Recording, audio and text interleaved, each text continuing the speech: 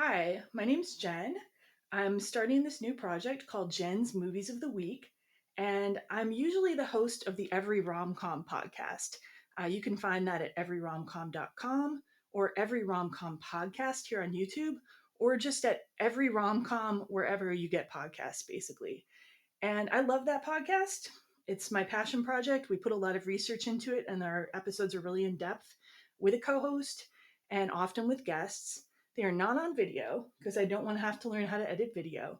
So, the reason I'm doing this project is because I watch a lot of movies.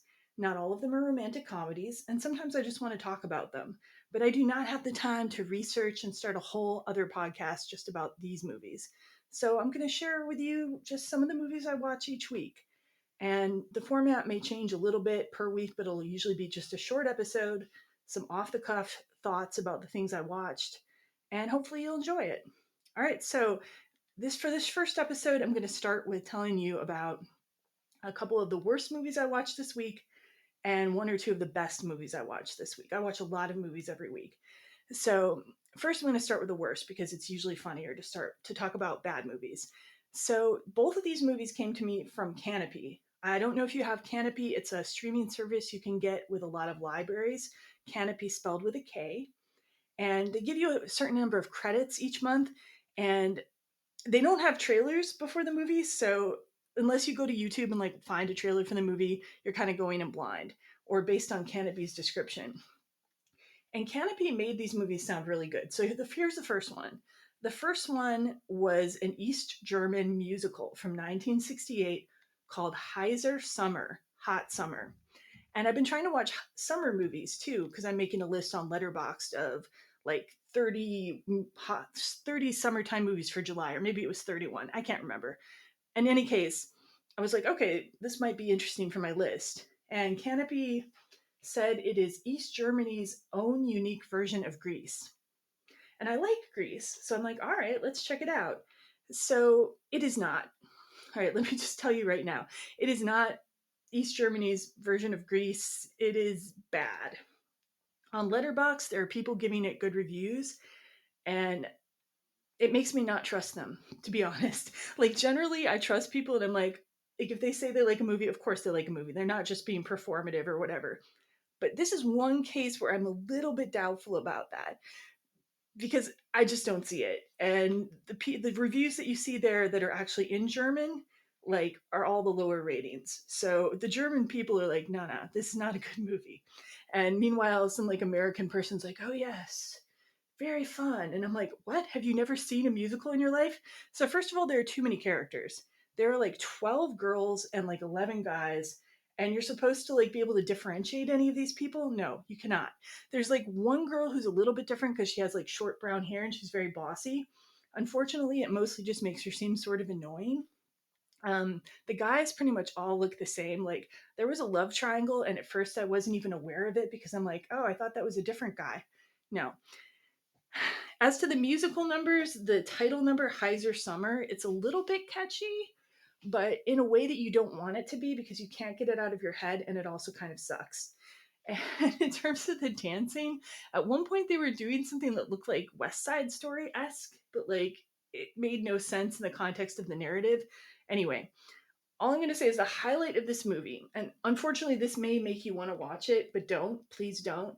Like, the highlight of this movie is like one of these couples um, are like, first of all, they're on a railroad track and they've got one of those like push cart things where one person pushes down and the other person pushes up and it rolls along the railroad tracks.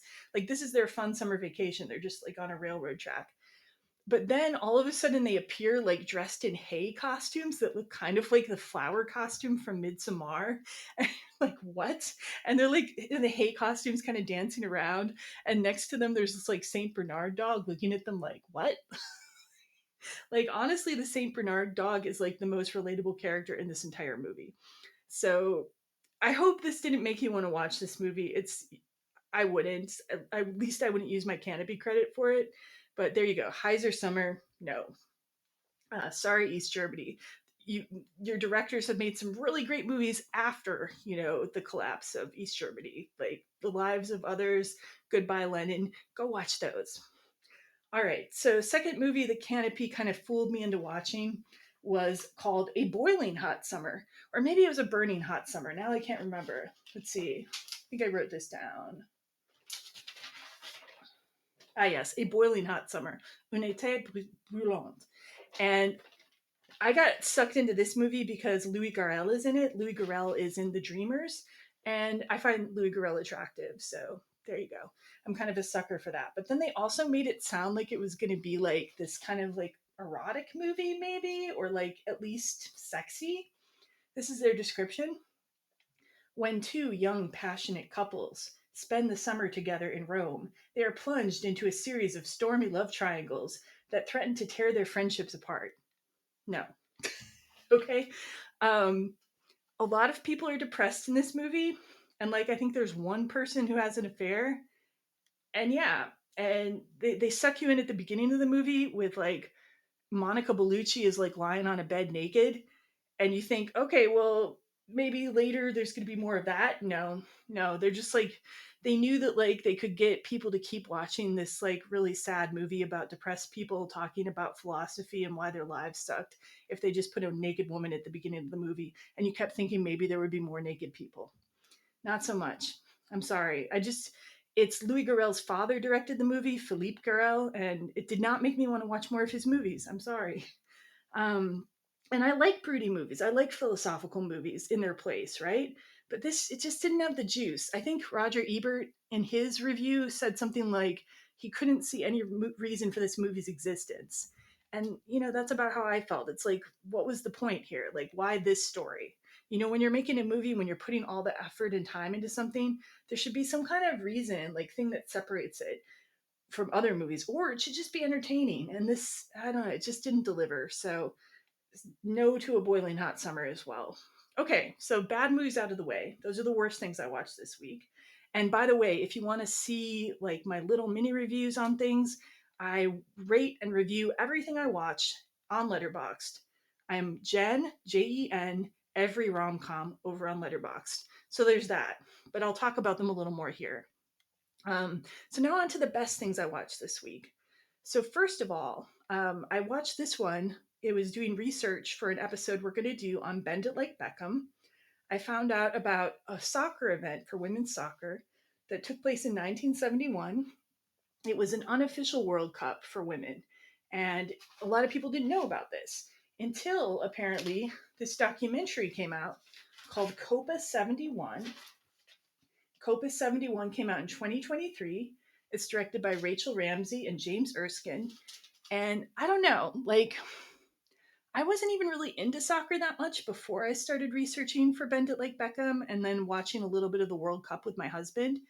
And maybe it's because I got more into soccer, or maybe this documentary is just that good.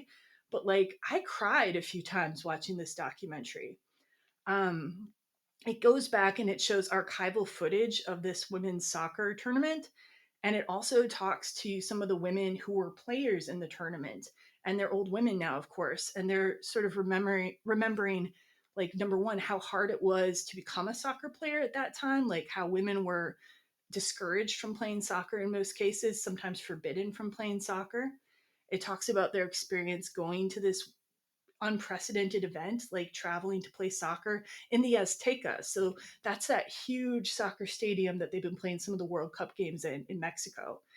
And it talks about kind of the aftermath of that and how you haven't heard of these women before because FIFA tried to discourage this from happening again. Like the actual Women's World Cup, the official one, didn't happen until 1991. So that's 20-year gap where like women were not playing a World Cup again.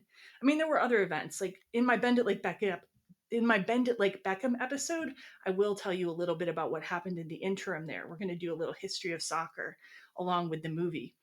But yeah, Copa 71, it's just a really moving story. If you are into soccer at all, if you are a feminist, you want to learn about women's history, 100% recommend you check out Copa 71. Definitely worth your time. All right. And then the last movie I'm going to talk about that I watched this week was The Swimmer from 1968. And this one seems to be quite popular with cinephiles out there. It is directed by Frank Perry. It stars Burt Lancaster, And I kind of went in with as little information as possible. Like, I knew that it was about some guy in the suburbs who was like going around swimming in all his neighbors' swimming pools. I guess it's based on a short story. And I really want to read the short story now. I'd like to see how they adapted it. But I didn't know what to expect. And I liked it. I liked it. There were parts that I didn't like. There's definitely parts that are like kind of dated in terms of like, there's a part where a babysitter that this guy used to work for this guy's family says she had a crush on him, and then he tries to come on to her, and it's kind of and there's another part where this guy like absolutely has like a nervous breakdown worthy of like Charlton Heston at the end of Planet of the Apes, because a woman he used to sleep with says that she didn't enjoy it, and I'm like, dude. But other than that, I mean, it's a great performance. It's a movie where you keep kind of getting clues about what's happened to this guy, like to make him be this guy obsessed with going into the swimming pools. I think it has a lot to say about delusions and hiding from the truth. Not only is the main character a bit deluded, but the people around him are so obsessed with small talk and hiding any unpleasantness.